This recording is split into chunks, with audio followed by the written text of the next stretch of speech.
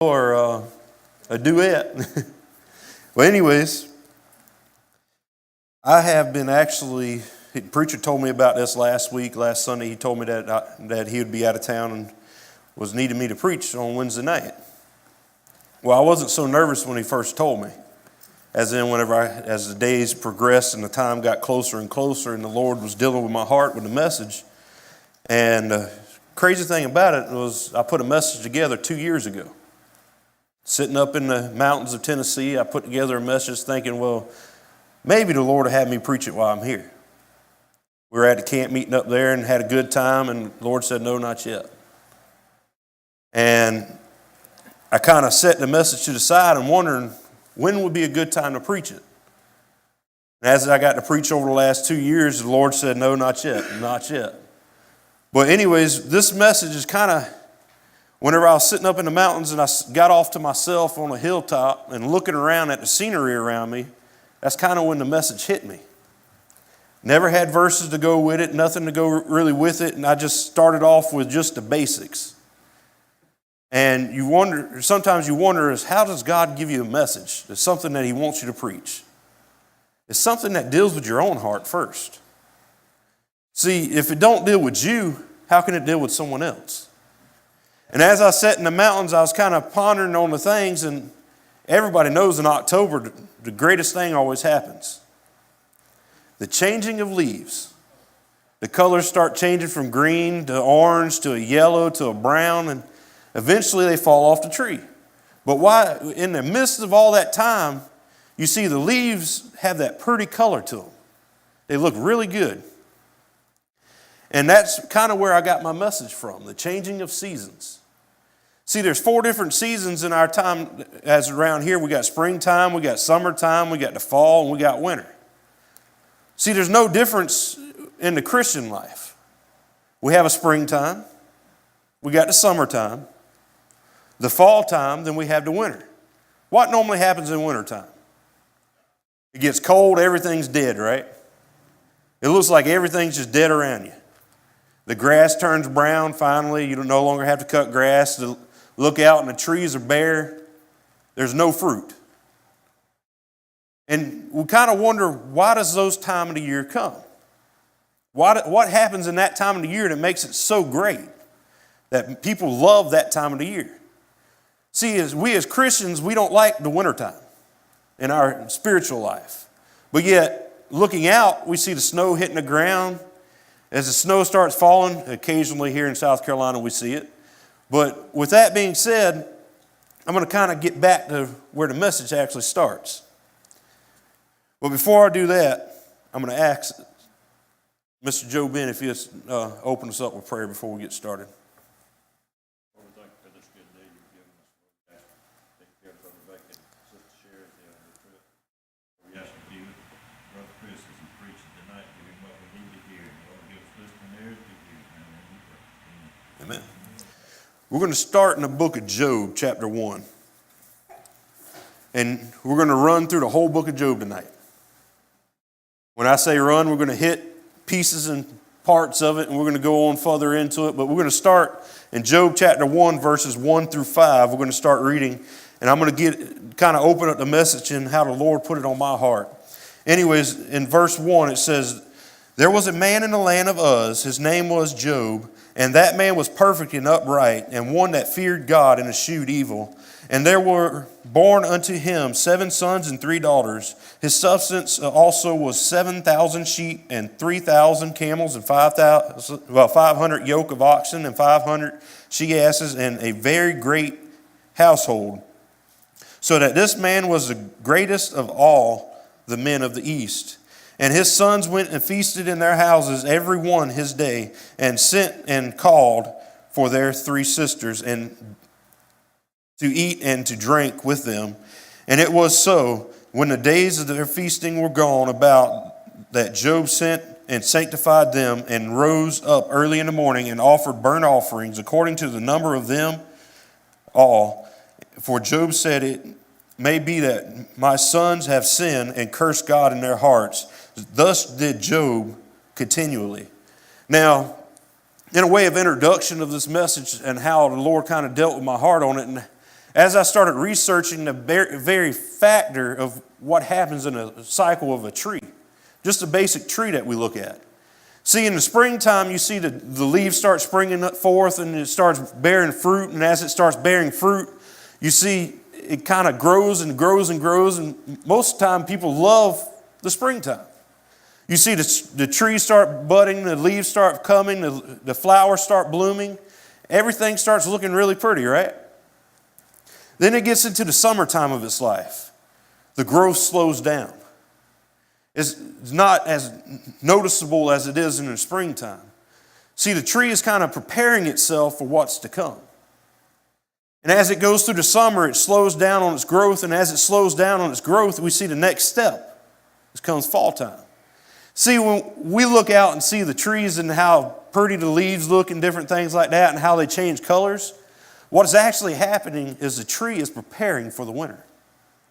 And what it does in this time, it actually sucks the life out of the leaves. All that fruit, all that food and nourishment that's in those leaves, it sucks every bit of it out. And that's where we get the changing of the different colors of the leaves and how it goes from a yellow into a brown, and next thing you know, it's falling off. See, it's a protective layer on a tree. And what happens is, as it's protecting itself, it's protecting it from the cold that is to come. And a lot of times what we see happening is we love this time of the year and we love the fact of what it all happens, but the basics of what's going on is it's in a defense mode. See, we as Christians, if we don't defend ourselves against what's to come, how would you be prepared for what is to come? Let's say in the middle of the springtime a cold snap hits. What normally happens to a plant when it gets all of a sudden freeze? One or two things. It either dies or it stuns its growth. See, a couple years back we planted a garden and it was looking good. It got up about 2 or 3 inches. And next thing you know, we got a frost one night. And as that frost hit that plants, I was like, maybe I could, with the sprinklers on all night, maybe that would help. Well, a couple of weeks later, the plants were still 2 or 3 inches tall. And I'm sitting there, oh no. I planted too early. I got ahead of the time, and that freeze just killed what I just planted. But yet, it didn't kill it completely. What happened, it stunned its growth.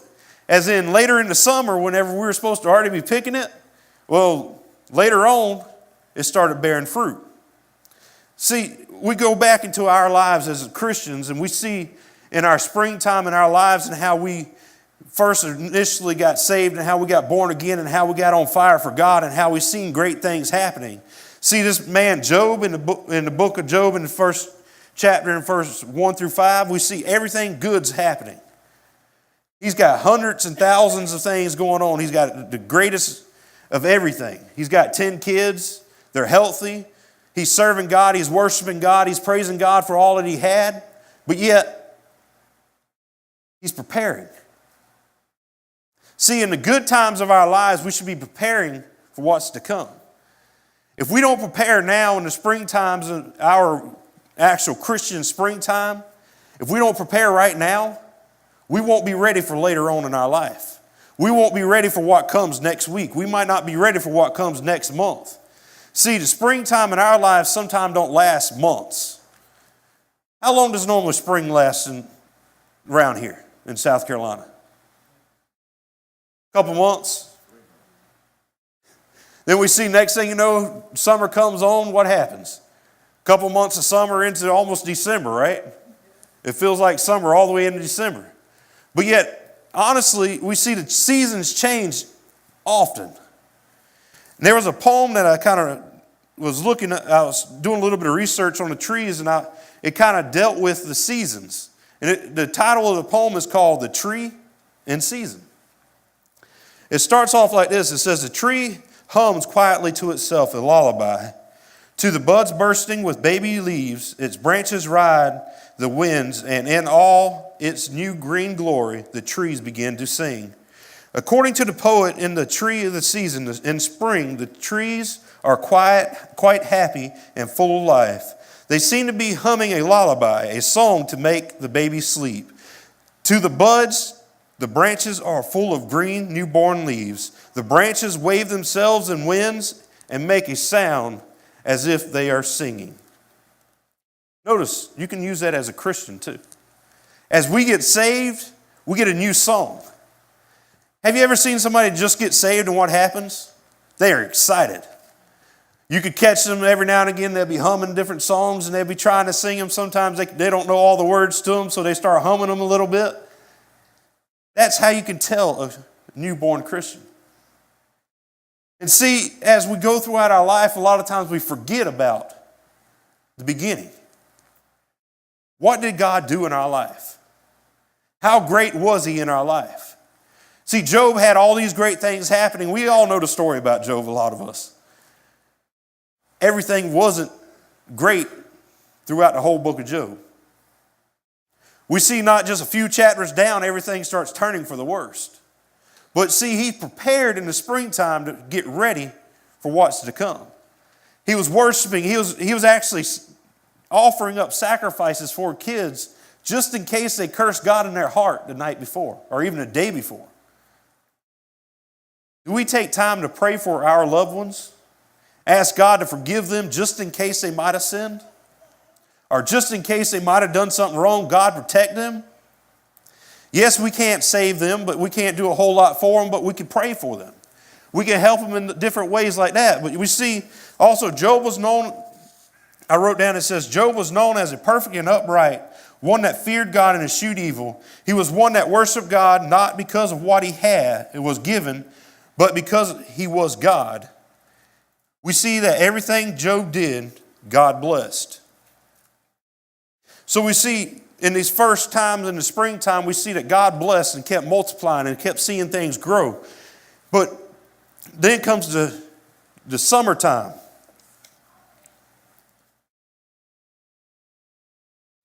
You flip over to verse 13 of chapter 1 of Job. It says, "And there was a day when his sons and daughters were eating and drinking wine in their eldest brother's house." See, what's happened in between here is the devils got up into heaven, got in front of God, and started talking to God and kind of hinting around to some things. And God said, "Hey, have you thought about my servant Job?" He said, "Yeah, but you got a hedge around him. You're protecting him. You won't let nothing bad happen to him. He's only serving you because of what you've given him." God said, "All right, I'll allow you to do what you got to do." We see it says, in verse 10 it says, "Hast not thou made a hedge about him and about his house and about all that he hath on every side? Thou hast blessed the work of his hands, and his substance is increased in the land. But put forth thine hand now, and touch all that he hath, and he will curse thee to thy face. And the Lord said unto Satan, Behold, all that he hath is in thy power. Only upon himself put not forth thine hand. So Satan went forth from the presence of the Lord." Well, we see, with all these things going on, and all this happening, Job knew nothing about it. That gets me to the second point about the summertime. See, the poet kind of wrote this a little bit about the summertime. It says, "The tree stretched forth in the sun. It knows the birds that fly, the beasts that run, climb and jump from its heavy load branches. It yawns and digs its roots deep into the still center of the spinning earth." See, you know what the difference between us and trees are? See, the trees have a root system in the earth. Our root system is supposed to be in God. If we don't plant ourselves in God and we don't get ourselves grounded in God and stretch forth our roots into Him, when the next step of life comes, we won't be able to stand it. See, we have the spring times of the Christian life, we have the summertime of the Christian life, and we see the fall time. The fall time is Job chapter 1, verse 14 through 22. It says, "And there came a messenger unto Job and said, The oxen were plowing and the asses feeding beside them, and the Sabians," I think that's how it's pronounced, I might be wrong, "fell upon them and took them away. Yea, they have slain thy servants, or the servants with the edge of the sword, and I only am escaped alone to tell thee. While he was yet speaking, there came also another, and said, The fire of God is fallen from heaven, and hath burned up the sheep and the servants, and consumed them, and I only am escaped alone to tell thee. While he was yet speaking, there came also another, and said, The Chaldeans made out 3 bands, and fell upon the camels, and have carried them away, yea, and slain the servants with the edge of the sword, and I only am escaped alone to tell thee. While he was yet speaking, there came also another, and said, Thy sons and thy daughters were eating and drinking wine in the eldest brother's house. And behold, there came a great wind from the wilderness, and smote the 4 corners of the house, and it fell upon the young men, and they were dead, and I only am escaped alone to tell thee. We see the devil provided only one witness for each one of these events. Have you ever noticed there's time when you get down and out, and you're kind of getting into that time where you kind of feel like you're sucking the life out of everything that you had before, all the things that went on in your life before, all the miracles that God performed in your life before? You see, what happens is Satan allows at least one person to remind you of all those things a lot of times. We go down a little bit further, we see that in verse 20 it says, Then Job arose and rent his mantle and shaved his head and fell down upon the ground and worshipped. And said, Naked came I out of my mother's womb, and naked shall I return thither. The Lord giveth, and the Lord hath taken away. Blessed be the name of the Lord. And in all this Job sinned, nor charged God foolishly. We can say that Job's learned something here. See, he didn't go out blaming God for everything that happened, but yet he worshiped God. He praised God even though all this that had happened in his life. He knew that in this world he came in with nothing, that he would have to enter with nothing, or leave with nothing. But yet, how many of us could say the same thing, that we would do the same thing that Job just did here?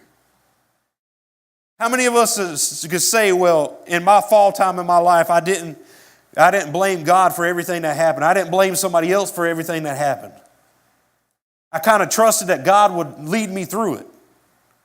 You know, I can stand up here and honestly say, through the times and trials that I've been through in my lifetime, some of the things that I faced, I let the devil get the better of me. I can't say every storm that I've went through, every winter time in my life that I've went through, that I've trusted God through everything. I cannot say that. But yet God gives us people along the way to help us. See, a couple years back, I found somebody to help me in my time of need. I was at my wit's end. I was ready to give up everything. The same time God gave me this message, He gave me somebody to help me before this. And at that time, I believe she was 5 years old or 4 years old. Little girl. Didn't really know her a whole lot, but we were at the camp meeting. She walks up to me, grabs me by the arm, and says, "Come with me real quick." What are you going to tell a little girl that asks you to come with her? No, I can't come to you. I'm mad with the world right now. Sorry. You're going to go with her, right? She brought me over, set me down on a rock. She climbed up on the rock a little bit. She stood there with a little guitar and played a song. Jesus loves me, and so does my dad. That's all she said. So sitting there thinking about that, and as she was singing that song, she said, "You know what? I got another song." So, okay, sing it. Jesus loves me, and so does my dad. She sang that song over and over and over again. You know, that was God helping me in the time of my need. He knew that I was at my wit's end and that it seemed like I wanted to give up on everything around me. But yet He provided somebody and something I could suck a little bit of life out of, to get a little bit of energy to get me through my wintertime. See, she didn't know it at the time, but she helped me in a tremendous way. I got up from that rock and went up to the mountain. It was a little hillside. I think it's the sky altar is what they called it. I went up there. It was peace and quiet, nobody around, pitch black outside. And I was up there on the hill by myself. And as I walked around that hillside, the Lord had started dealing with me. The more I walked, the more He dealt with me. You say, "Can you pray while you walk?" The Lord could deal with you definitely when you're walking. I do not recommend closing your eyes if you're praying and walking. But as I walked around that hillside, I looked at those trees, looked at those leaves, looked off in the distance and seen what God has done. Looked back at what He'd done in my life prior. Looked at what He could do in my life. And those are the times that got me through those times. Those are the times that could get you through your times. See, sometimes when you're at your wit's end, ready to give up on everything, God will send somebody your way. Somebody that will help you in your time. We see, if we read down about this a little bit more in this poem, it says, I'm going to read about the summer again, then I'll get into the fall. After the poet wrote what he said, it says, and again in the summer, the trees are in the peak of their lives. They stretch forth their leafy branches toward the sun. The branches are full and heavy with leaves. Birds and other animals find home on those trees where they run, climb, and jump. The trees take deep breaths and send their roots deeper towards the earth, centered to make the fullest use of their properties. And in the fall, the trees shiver in the shortening of days. As leaves turn gold, the clouds pass. The seeds fall, the trees drop its coins of gold. And the days are rich with the spending of leaves. When the autumn begins, the days become shorter and the trees shiver. It's cold, its leaves turn mature and golden. In the skies, the clouds pass by, the seeds and the leaves fall like the coins of gold. This is as if the trees were very rich to spend as many gold leaves in a day. See, if you prepared back during the springtime, and you prepared in the summertime, when this fall time comes, you have something to shed off a little bit.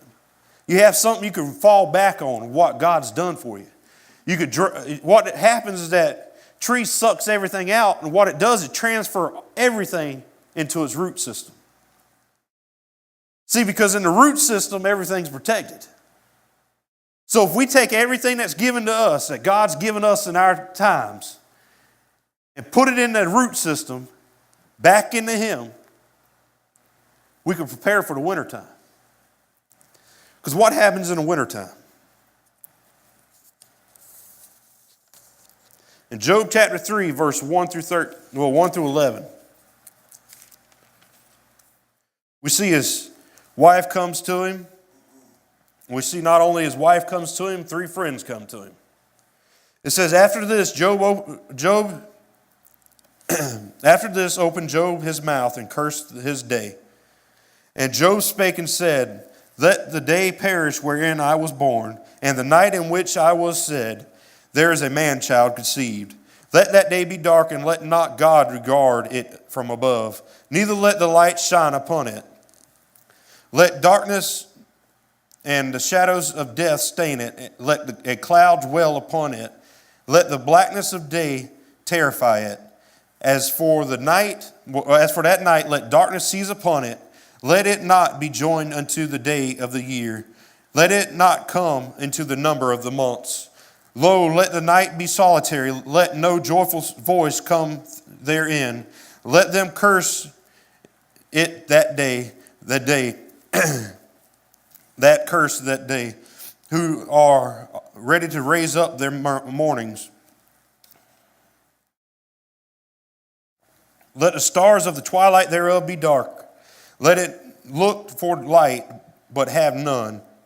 Neither let it see the dawning of the days. Be it shut not up the doors of my mother's womb, nor hide sorrow from mine eyes. Why died I not from the womb? Why did I not give up the ghost when I came out of the belly? Why did the knees prevent me, or why the breast that I should suck? For now should I have lain still and been quiet, I should have slept, then had I been at rest. With kings and counselors of the earth, which builders desolate places themselves, or with princes that have gold, who filled their houses with silver. Now we also go back in chapter 2. And what's going on here is Satan went back to God again. He said, lift your hand on him and let me touch his body. So God said, okay, but you cannot kill him. So what happens is the devil comes back to Job, and next thing you know, he puts boils all over his body from the head to his toes. And he goes out, and Job goes out of his place and sits down in ash and takes the pottery clay and scraping the bowls. We see in verse 9 of chapter 2, it says, Then said his wife unto him, Dost thou still retain thine integrity? Curse God and die. And he said unto her, Thou speakest as one of the foolish women speaketh. What shall we receive good at the hand of God, and shall not receive evil? In all this did not Job sin it with his lips. And see, verse 11 says, Now when Job's 3 friends heard of all this evil that was come upon him, they came every one from his own place, Eliphaz the Temanite, and Bildad the Shuhite, and Zophar the Naamathite. For they had made an appointment together to come and mourn with him and comfort him. Now we see they came in verse 13 it talks about they sat down and said not a word for 7 days. That's a good friend, right? You see, sometimes in the time of our needs, in those winter times of our life, sometimes we just need somebody to sit there and not say a word. Because we see in the next chapter coming up, we see what happens. They open their mouth and start asking Job, what did you do? What sin did you commit to cause all this on to you? We see it goes on for 42 chapters of them. Well, actually, it's about 40 chapters. From chapter 3 all the way up to chapter 42 was whenever they finally stopped questioning him about all the things that went on in his life. They say, surely something you did caused this. Not knowing that it was a test from God. See, sometimes the things that happen to us isn't nothing of our own doing. Now, we can go back and talk about David. He went and committed adultery with a woman. That was something he did on his own. We go back and we go to Joseph. His brothers cast him in a pit and sold him into slavery. We go on into we could go on and on and on. Jacob. What was the biggest thing Jacob did? He was a conniver, right? He kind of snuck in and took a blessing that he wasn't supposed to get. We see all these things happen, but yet they got through it. And how did they get through it? They didn't get through it by blaming somebody else for what happened. They got through it because they dove head first and decided, I'm going to serve God no matter what comes my way. We see Job is no different. We go all the way down to chapter 42 and verse 10.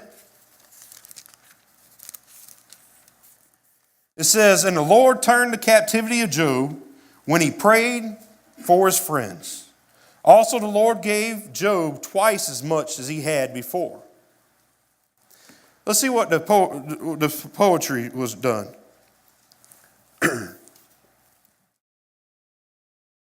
This poet wrote, Old branches ache, the tree stands naked in the storms. Frozen, bleak, and bare, deep underground life lies sleeping. The tree sleeps and waits for the returning sun to wake him from his woody dreams. In winter snow, frost, and storms, the tree stands frozen, bleak, and naked, losing all its leaves. Its life still lies sleeping in the roots underground, mostly remain covered under the snow. It waits for the first sun in spring to wake it up from its dreams of growing into wood. You know, we could change that up a little bit. And it says, in winter, snow, frost, and storms, the Christian stands frozen, bleak and naked, losing all its blessings. Its life still lies sleeping in its roots underground, mostly remaining covered under the snow. It waits for the first sun, S-O-N, in spring to wake it up from the dreams of its growing into Christian. You know, a lot of times what happens in the winter times of our lives, we get so worried about what's going on, we forget who's in control of it all. See, if we look forward to the sun, the S-O-N, he will get us through the wintertime. See, that story I was just telling you about the 5-year-old girl, she was actually probably 4 years old at the time, and how she helped me in my time of need. Just this year, me and Kathy faced another tremendous storm that kind of, at first it seemed like it was going to set us back pretty bad. But yet we had friends that come together and decided they were going to drop everything just to be there. You know, there's no words that can be said about some of the things that happen in our lives. There's no words that can bring back a dead family member. There's nothing that can bring back what we've done in our past. There's nothing that could change our past. But yet, there's someone who could change our future. There's someone that can help us throughout all these times. There's someone we stand in need of, and his name is Jesus Christ. See, through all this, Job sinned not. And we see in chapter 42, finally after Job prayed for his friends, his captivity was lifted. So sometimes we need to realize that we need to sit down and pray for the ones that we love the most. See, his friends were blaming him and trying to find out what was going on, but yet the truth was they didn't know what was going on. The honest truth is the best friend sometimes is the quiet friend. The one that just sits down and says, I'm here if you need me. If you need a shoulder to cry on, if you need someone to talk to, if you need somebody to talk to, period, I'm here for you. If you need a shoulder to lean on, I'm here. Those are the friends we as Christians need. We need to surround ourselves around people that are dwelling in God and surrounding themselves with God, and that's prepared themselves. Because sometimes we as Christians lack the fact of preparing. See, in our summer times of our lives, everything's going well, and we forget about the God that's helped us through the wintertime. And we decide we're going to do it on our own. We're good. We don't need him. We don't need anything that he has for us. See, those are the times we need him the most. In the good times of our lives, because guess what? Those winter times, if that tree didn't prepare itself, guess what could happen? If that winter time comes too early and it ain't prepped, next thing you know, you see tree limbs breaking and falling to the ground. It comes summertime, the tree might not even grow back again. The leaves might not even come back because of the fact of it was not prepared.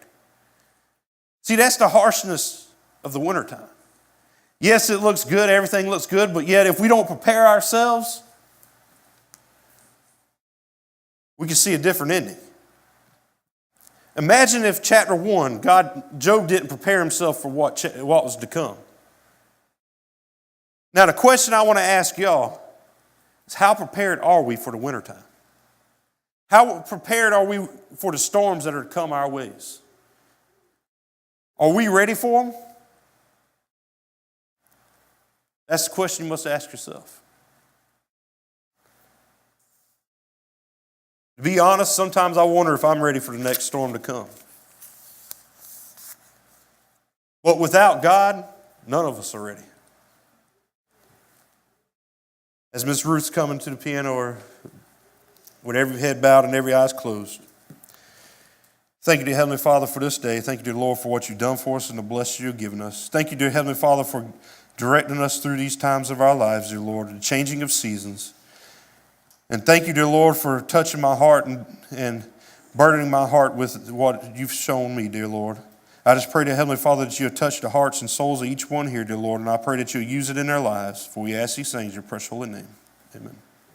If you'll stand. You felt led to come on to the altar.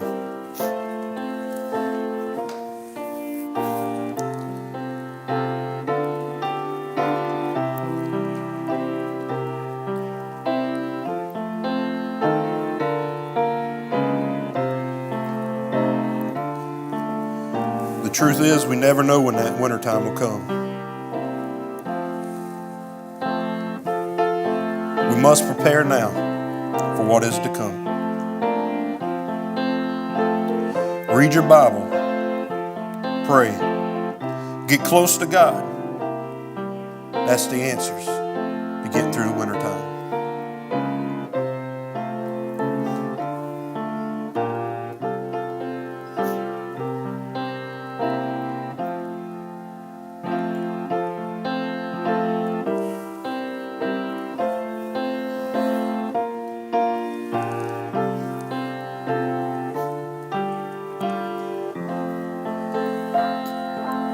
All right. I know it's Wednesday night, halfway through the week. As most people say, what's Wednesday? Huh? Y'all did not say it right. How's that camel say it on there, Dylan? Anyways, we're halfway through the week. For me, 2 days left, Lord willing. Every heart and mind cleared before we leave? All right. Y'all are dismissed. See y'all Sunday morning, 9:45 for Sunday school and 11 o'clock for Sunday morning service.